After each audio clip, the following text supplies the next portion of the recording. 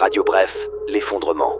Signal du 18 septembre 2025, sur le plan international. La Commission européenne a proposé hier de taxer davantage certaines importations israéliennes et de sanctionner 2 ministres du gouvernement de Benyamin Netanyahou. Le même jour, l'Arabie saoudite et le Pakistan ont signé à Riyad un accord stratégique de défense mutuelle, engageant chacun des 2 pays à répondre à toute agression visant l'autre.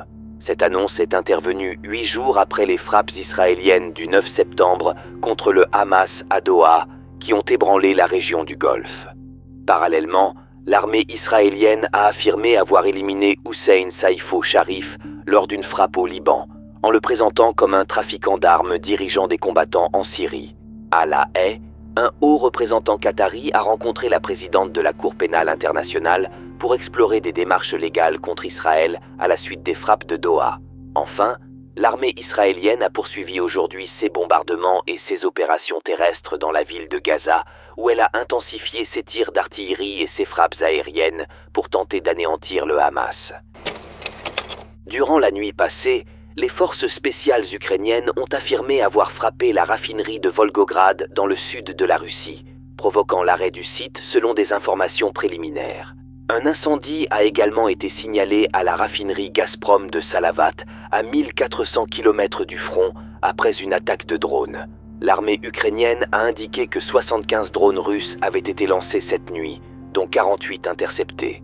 26 ont atteint 6 sites distincts, entraînant notamment des incendies dans les régions de Kiev et de Poltava. Parallèlement, le ministre polonais de la Défense s'est rendu en Ukraine pour conclure un accord de coopération sur l'exploitation de drones, 8 jours après l'intrusion d'appareils sans pilote dans l'espace aérien polonais. Le centre gouvernemental ukrainien pour les prisonniers de guerre a annoncé avoir récupéré 1000 nouveaux corps remis par la Russie. De son côté, la Russie a récupéré 24 corps de ses soldats tués, remis par l'Ukraine. En parallèle, le président ukrainien Volodymyr Zelensky a annoncé avoir rendu visite à des soldats sur le front dans l'oblast de Donetsk, épicentre des combats contre les troupes de la Russie. Depuis le 11 septembre dernier, Varsovie a fermé tous les postes frontières avec la Biélorussie en réponse aux manœuvres militaires russo-bélarusses et à l'intrusion de drones russes. Résultat, 90% du fret ferroviaire entre la Chine et l'Union européenne est bloqué, soit près de 30 milliards de dollars de marchandises par an. Les colis des géants comme Temu, Shein ou AliExpress s'accumulent en Biélorussie. Pour l'instant, les plateformes continuent d'afficher leurs délais habituels, mais les logisticiens préviennent.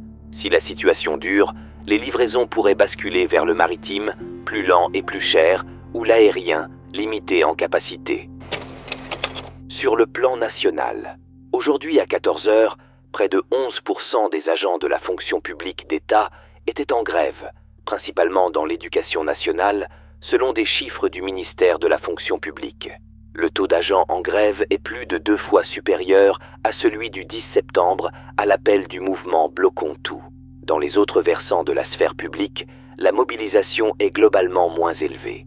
Selon les syndicats, 400 000 manifestants étaient mobilisés dans toute la France en début d'après-midi. Le ministère de l'Intérieur recense quant à lui un peu moins de 80 000 personnes.